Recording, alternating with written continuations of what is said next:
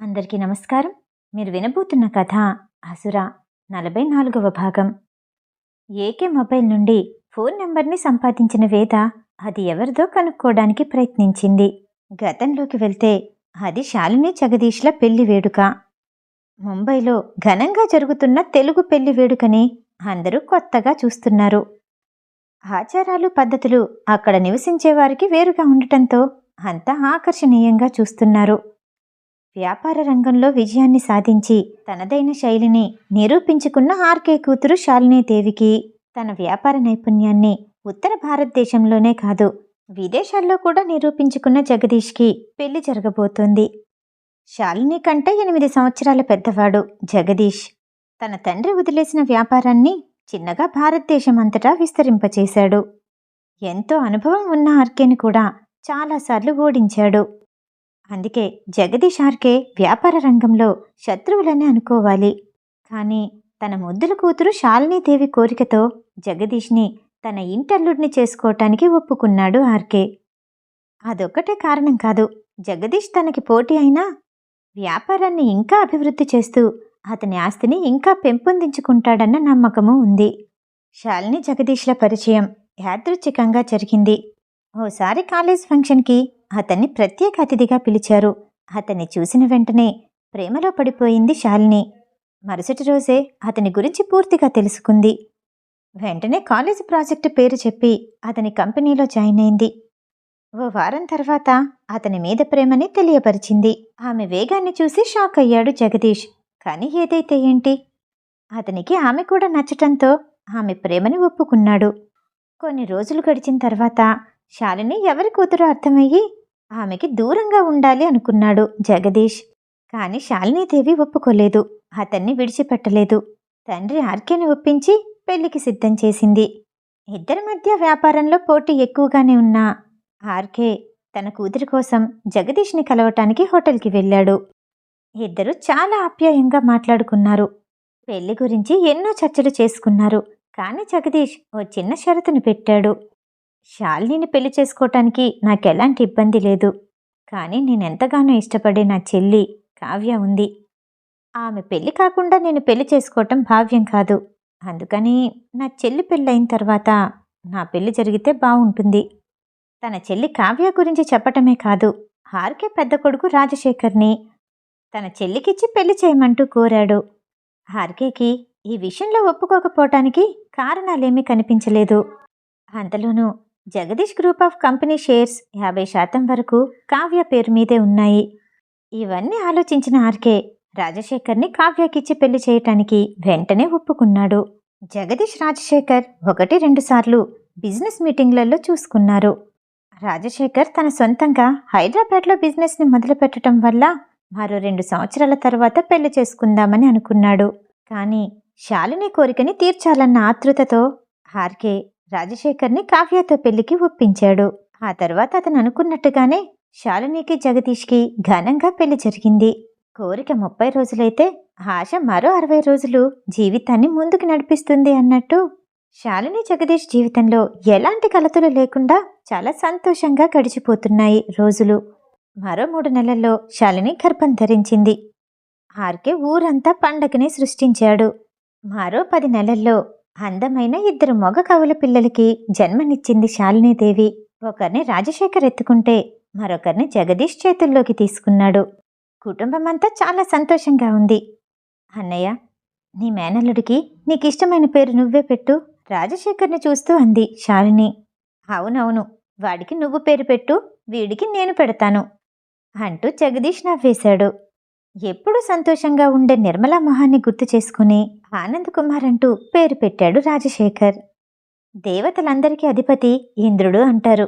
అందుకు నాకు దేవేంద్రుడు అంటే చాలా ఇష్టం. కాబట్టి వీడి పేరు దేవేంద్ర. అయితే అన్నదమ్ములిద్దరి పేర్లు ఒకేలా ఉంటే బాగుంటుంది కదూ. దేవేంద్ర కుమార్, ఆనంద్ కుమార్, దేవేంద్ర కుమార్ అన్న పేర్లు కుటుంబంలో అందరికీ నచ్చాయి. పిల్లలిద్దరూ ఎదుగుతూ ఉంటే ఆనంద్లో ఎక్కువగా ఆర్కే లక్షణాలే కనిపించేవి. చాలా మొండిగా ఉండేవాడు. ఎవరు అతన్ని ఎత్తుకున్నా ఇష్టపడేవాడు కాదు. ఎవరితోనూ పెద్దగా మాట్లాడడు. 10 మందిలోకి రావటానికి చిరాకు పడిపోయేవాడు. కానీ దేవేంద్ర అలా కాదు. అందరితో కలిసిపోయేవాడు. సంతోషంగా తన రోజుని గడిపేవాడు. ఎక్కువగా ఎవ్వర్నీ కోపగించుకోడు. ఆర్కే ప్రవర్తనకి పూర్తి వ్యతిరేకంగా ఉండేవాడు దేవేంద్ర. అలా ఇద్దరి 2వ సంవత్సరం పుట్టినరోజు వేడుకకి జగదీష్ పెళ్ళైన తర్వాత యుఎస్ వెళ్ళిపోయిన కావ్య తిరిగొచ్చింది. శాలినీదేవికి అప్పటి వరకు సంతోషంగా గడిపిన రోజులన్నీ మాయమైపోయాయి. తల్లి తండ్రి లేరు కాబట్టి కావ్యాన్ని చాలా జాగ్రత్తగా చూసుకున్నాడు జగదీష్. శాలిని కూడా ఒక్కతే కూతురవ్వటంతో ప్రతిదీ మొండి పట్టుదలగా ఉండేది. ఏదైనా విషయంలో ఇద్దరూ అంగీకరించాలంటే పెద్ద యుద్ధమే చేయాల్సొచ్చేది. శాలినికి కావ్యకి ఒక్క నిమిషం కూడా పడని వాతావరణానికి చేరుకుంది ఆ ఇంటి పరిస్థితి. జగదీష్కి ఎవరివైపు మాట్లాడాలో అర్థమయ్యేది కాదు. తల్లి తండ్రి లేరు కాబట్టి భార్యని ఎలాగైనా ఒప్పించుకోవచ్చని కావ్య వైపే నిలబడేవాడు. చివరికి చాలా విసిగిపోయిన శాలిని విడాకులు కావాలంటూ భర్తని కోరింది. ఇవన్నీ చూస్తున్న ఆర్కే కూడా కూతురికి అల్లుడికి సర్ది చెప్పాలని అనుకోలేదు. నా కూతురు నా దగ్గరే ఉంటుంది.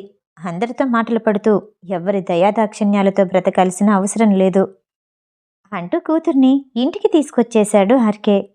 కావ్యకి శాలిని మీద కోపంగా ఉన్నా రాజశేఖర్తో మాట్లాడడానికి ప్రయత్నిస్తూనే ఉండేది. రాజశేఖర్ జగదీష్తో మాట్లాడి అతని చెల్లిని తిరిగి పంపించడానికి ప్రయత్నం చేస్తూ ఉండేవాడు. రోజురోజుకి ఆర్కేకి జగదీష్ మీద కోపం పెరుగుతూనే ఉంది. ఓ రోజు ఇద్దరు కార్లో వస్తూ ఉండగా వ్యాపార శత్రువులెవరో జగదీష్ కార్ని యాక్సిడెంట్ చేయించారు. ఆ యాక్సిడెంట్లో రాజశేఖర్ కాలు పోవటంతో కావ్య అతన్ని మళ్ళీ తిరిగి చూడలేదు.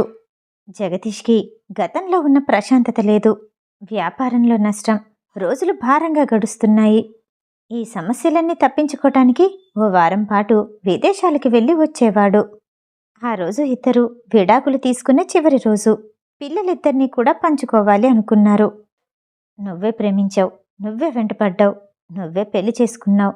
నా జీవితం ఇలా అయిపోవటానికి కారణం నువ్వే తనకి ఎదురుగా నిల్చున్న శాలినితో అన్నాడు జగదీష్.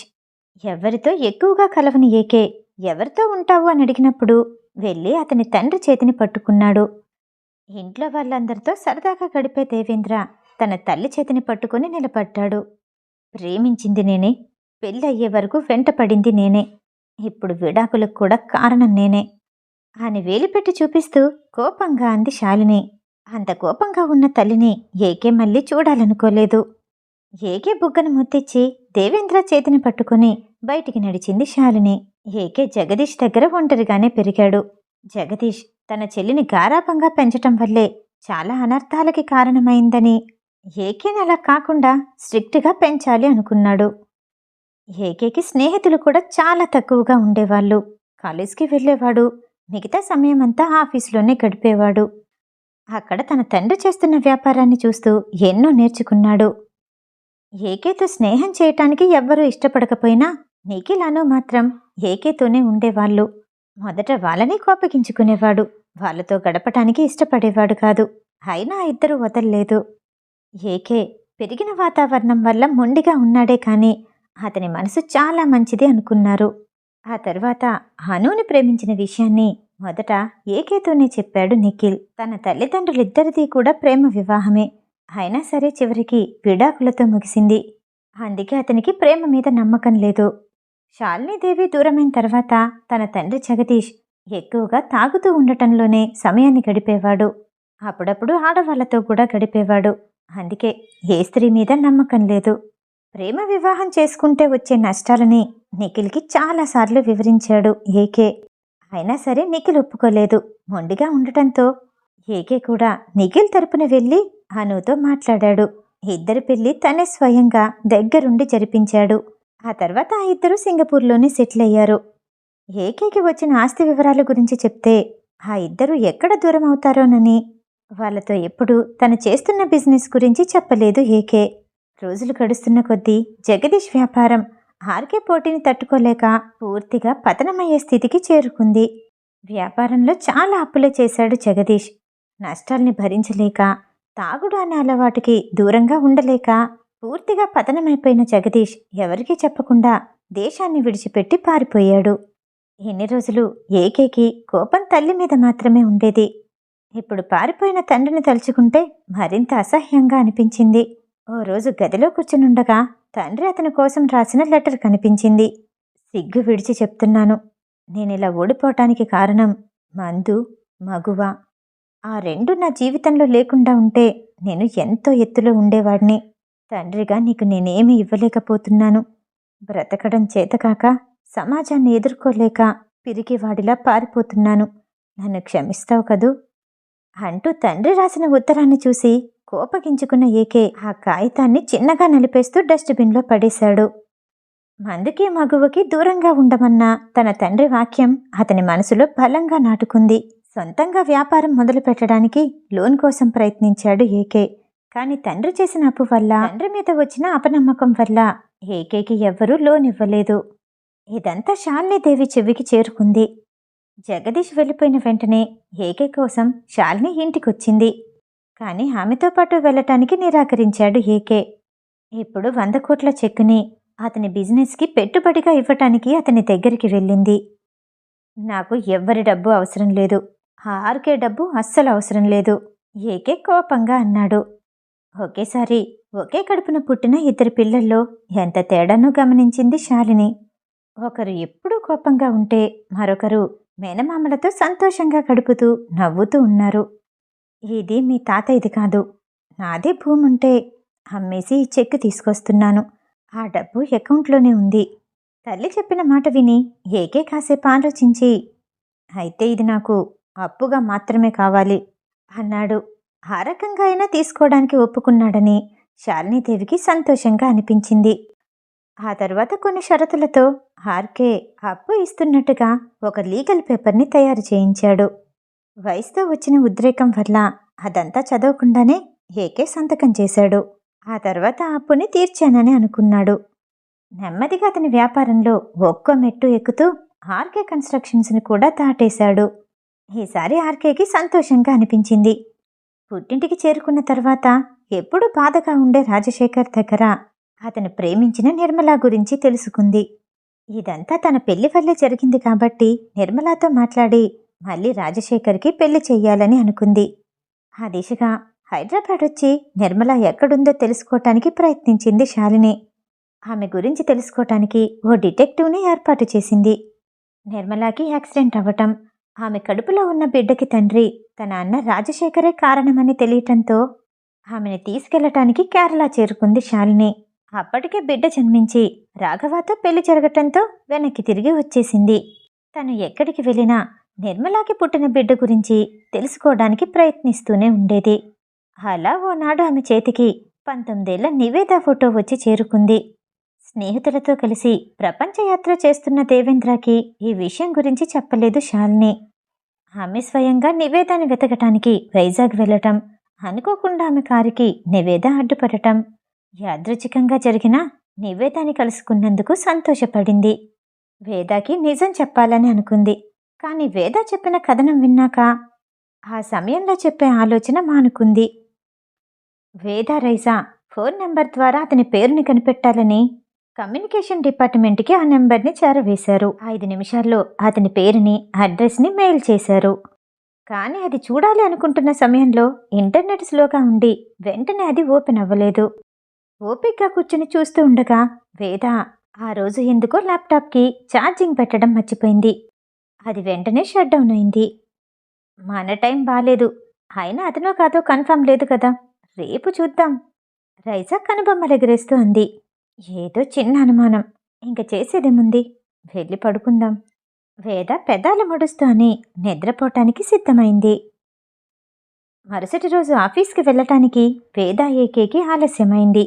లిఫ్టులో వెళ్ళబోతూ ఉండగా 5 నిమిషాలు బాస్, నేను కూడా వస్తాను అంటూ వేద వచ్చి కాలడ్డు పెట్టింది.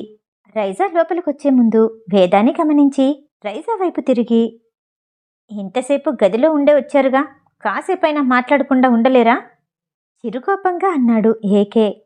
అంటే బాస్, మీ సేఫ్టీ కోసం ఇక్కడికొచ్చాను, మాట్లాడ్డానికి కాదు. మేయరుండగా మేమేం మాట్లాడుకుంటాం. వేలితో నెమ్మదిగా తలని గొక్కుంటూ ఏకే మొహాన్ని చూడకుండా పక్కకి తిరిగింది రైజా.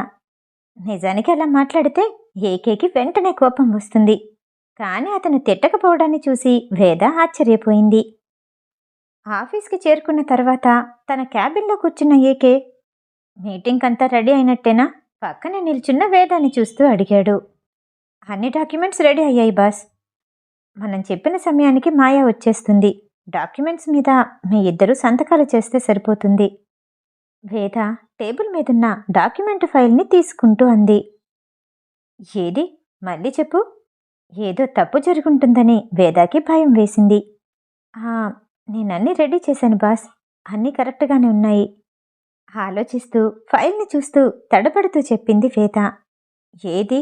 మళ్ళీ చెప్పు అంటూ ఏకే లెగిసొచ్చి వేద ముందు నిల్చొని, ఇందులో చూడు.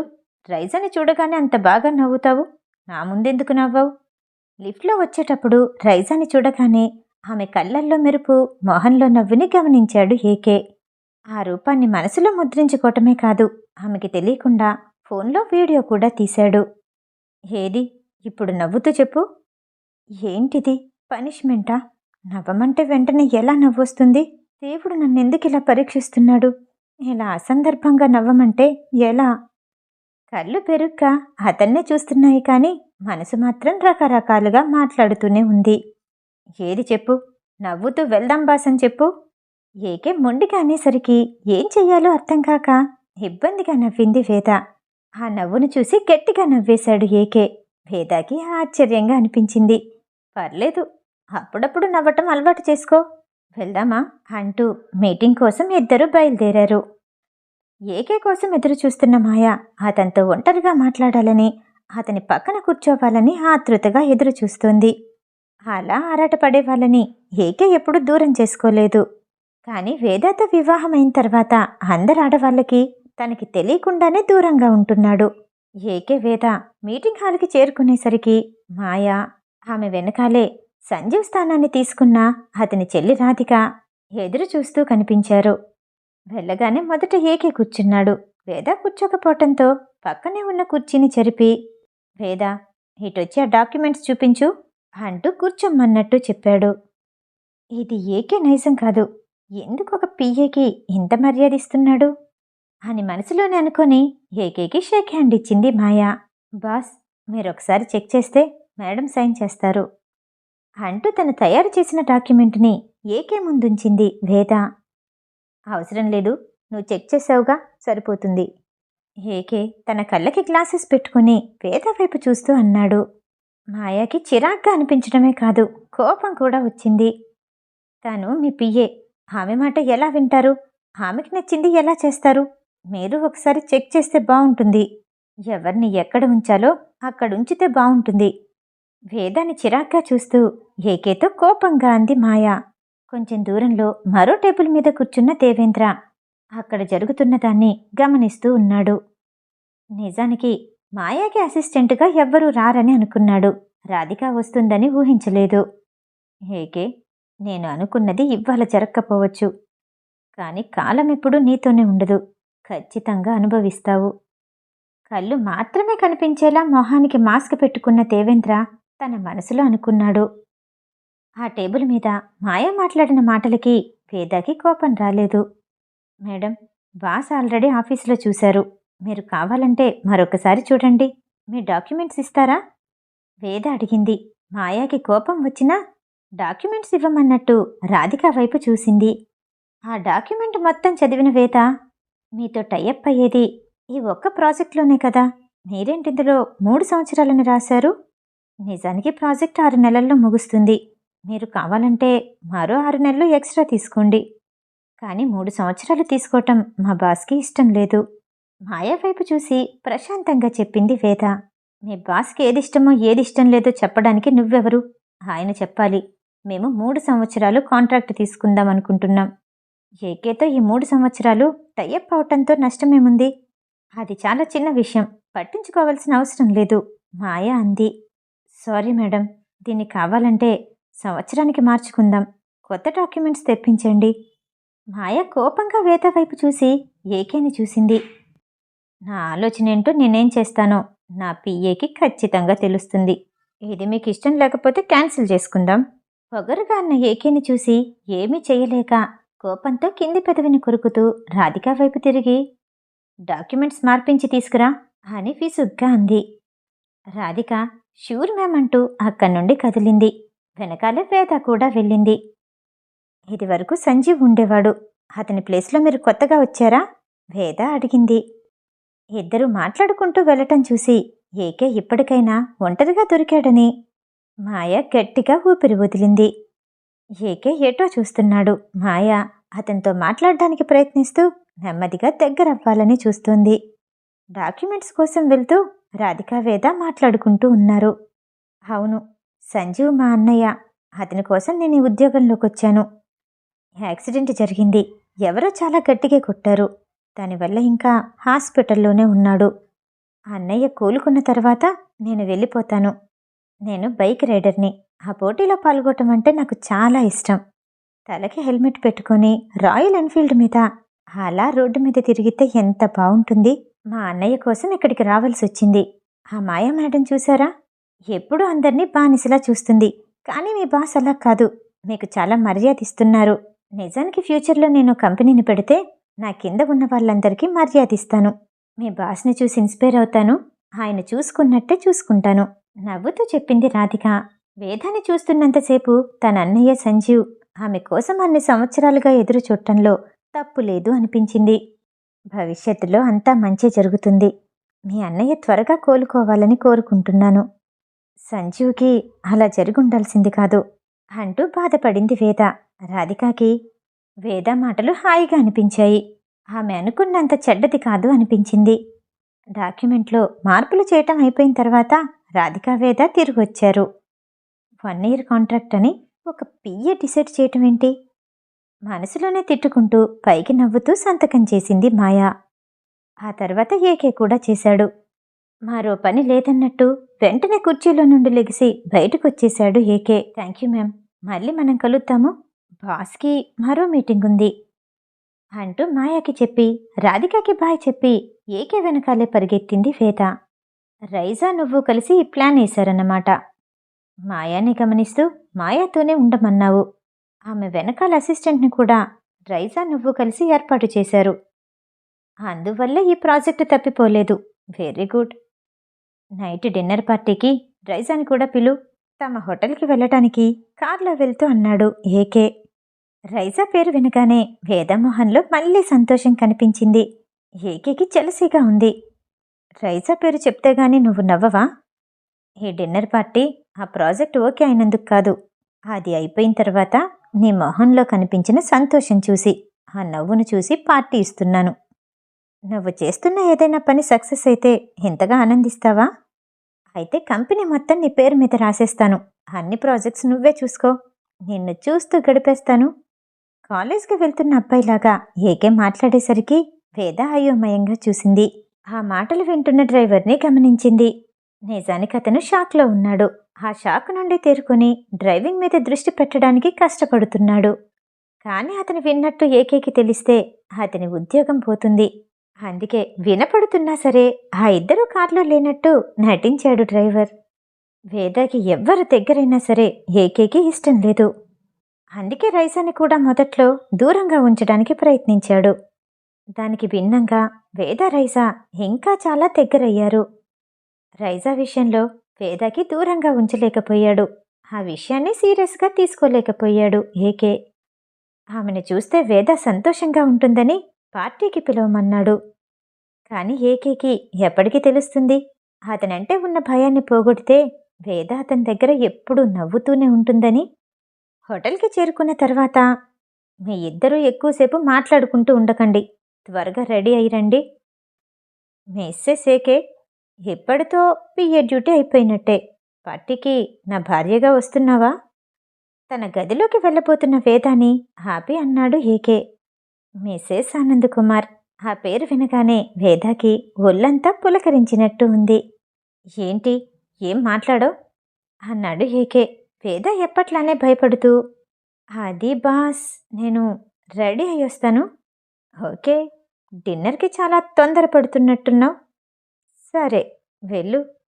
నవ్వుకుంటూ వేదాన్ని దాటుకుంటూ ముందుకు వెళ్ళిపోయాడు ఏకే. గదిలోకి వెళ్ళిన వేదాకి ఉదయం నుంచి జరిగినవన్నీ తలుచుకుంటూ మంచం మీద వాలిపోయింది. ప్రతిదీ ఆశ్చర్యంగానే అనిపించింది. రైజా గదికి చేరుకునే వరకు వేద అలానే ఉండిపోయింది. ఆ సమయంలో మంచం మీద పడుకున్న వేదాన్ని చూసి, ఏమైంది వేద, జ్వరం వచ్చిందా? ఎప్పుడు నిల్చునే ఉంటావు, ఆ పని ఈ పని చేస్తూ ఉంటావు, పడుకున్నావేంటి అంటూ నుదురు మీద మెడ కింద చేతులు పెడుతూ అంది రైజా. జ్వరం లేదు, ఏమీ లేదు, వెళ్ళు నువ్వు విసుక్కుంది వేద. హా, అర్థమైందిలే నాకు, ఇది తగ్గే ఫీవర్ కాదు, బాస్ ఫీవర్. ఓసారి బాస్ పక్కన పడుకోకపోయావా? ఆయన ముట్టుకుని చూస్తే వెంటనే తగ్గిపోతుంది వేదాని ఏడిపిస్తూ అంది. అలిగినట్టు మొహం పెట్టి రైజాని కొట్టడానికి లేవబోతుంటే నవ్వుతూ బాత్రూంలోకి పరిగెట్టింది రైజా.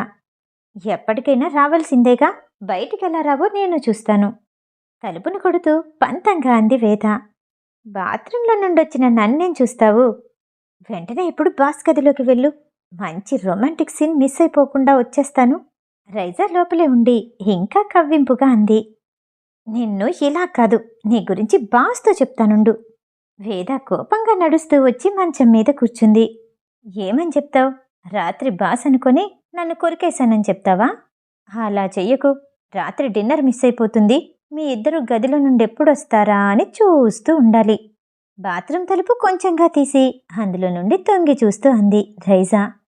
నీకు బాగా అల్లరెక్కువైంది అంటూ వేద పక్కనే ఉన్న దిండు తీసి రైజా మీదకి విసిరేసింది.